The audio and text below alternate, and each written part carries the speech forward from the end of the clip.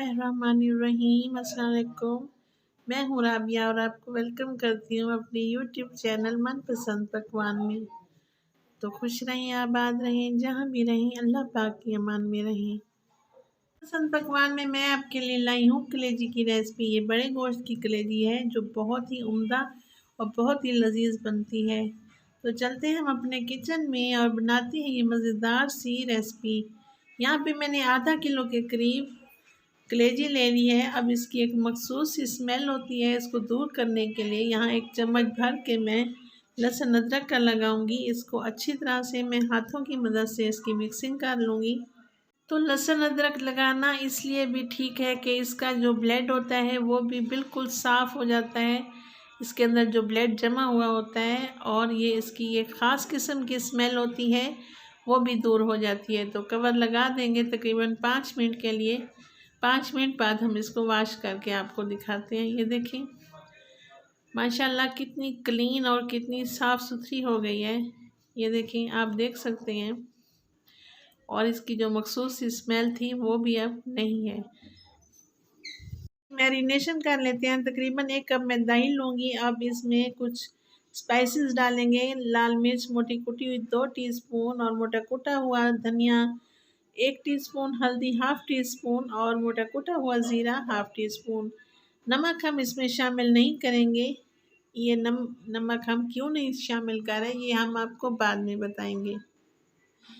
तो अच्छी तरह से हम चम्मच की मदद से इसकी मैरिनेशन कर लेंगे, और तकरीबन आधे घंटे के लिए हम इसको कवर लगा के छोड़ देंगे। लहसुन अदरक का पेस्ट भी मैं इसमें शामिल कर रही हूँ, और तकरीबन 2 से 3 हरी मिर्च को मैंने क्रश करके वो भी मैंने इसमें शामिल कर दिया है। अब हम कवर लगा देंगे तकरीबन आधे घंटे के लिए। मैंने इसलिए की है जो कलेजी बहुत ज़्यादा पकते हुए बहुत ज़्यादा सख्त हो जाती है। अब ये मक्खन मलाई जैसी बनेगी। यहाँ मैंने 2 मीडियम साइज़ के प्याज जो मैंने बारीक कद्दूकस करके इसमें डाले हैं।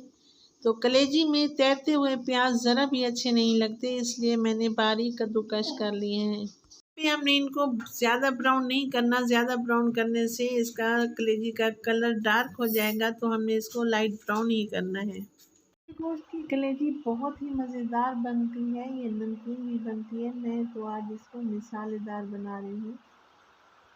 आप इसे नान चपाती के साथ भी खा सकते हैं, आप इसे इफ्तार में भी बना सकते हैं, और ईद स्पेशल में भी आप अपने घर पे बना सकते हैं। जिस तरह मैंने मैरिनेशन की है इस तरह बहुत ही जल्दी ये कलेजी गल जाती है। तो यहाँ शामिल करूँगी मैं 3 से 4 टमाटर मोटे कटे हुए, मैं इसमें शामिल कर दूँगी। 2 से 3 मिनट हम इसको अच्छी तरह से भून लेंगे। अब मैं कवर लगा दूँगी ताकि टमाटर अच्छी तरह से सॉफ्ट हो जाए, और जो इनका पानी है वो भी खुश्क हो जाए। तो देखिए टमाटर अच्छी तरह से सॉफ्ट हो चुके हैं। तो अब मैं इसमें शामिल करूँगी जो मैंने मैरिनेट की हुई थी ना कलेजी, वो अब मैं इसमें शामिल कर दूँगी। तो अगर इस स्टेज पर आपको मेरी वीडियो ज़रा सी भी अच्छी लगे तो लाइक करें, सब्सक्राइब करें, और अपनी फैमिली फ्रेंड में भी शेयर करें। आपका बहुत शुक्रिया, और एक प्यारा सा कमेंट भी लिख दिया करें। मुझे आपके कमेंट का बहुत इंतज़ार होता है, और ये आप लोगों की तरफ से एक मोहब्बत होती है, एक प्यार होता है। तो मैंने कलेजी इसमें शामिल कर दिया है। मैं कवर लगा दूँगी ताकि जो दही हमने डाला था ये भी खुश्क हो जाए और कलेजी भी सॉफ्ट हो जाए। तो तकरीबन 10 मिनट के लिए मैंने इसको कवर लगाया था। अभी इसमें कुछ कसर बाकी है, तो मैं इसको 2 से 3 मिनट अच्छी तरह से भून लूँगी, और फिर से मैं इसके ऊपर कवर लगा दूँगी ताकि जो कसर बाकी रह गई है वो अच्छी तरह से ये सॉफ्ट हो जाए। 10 मिनट के लिए मैंने इसको कवर लगाया था। ये बहुत ही सॉफ्ट हो चुकी है।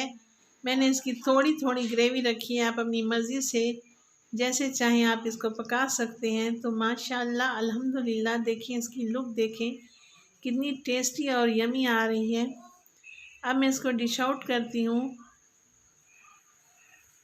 मुझको दें इजाज़त और अपनी दुआओं में याद रखें। अल्लाह निगहबान।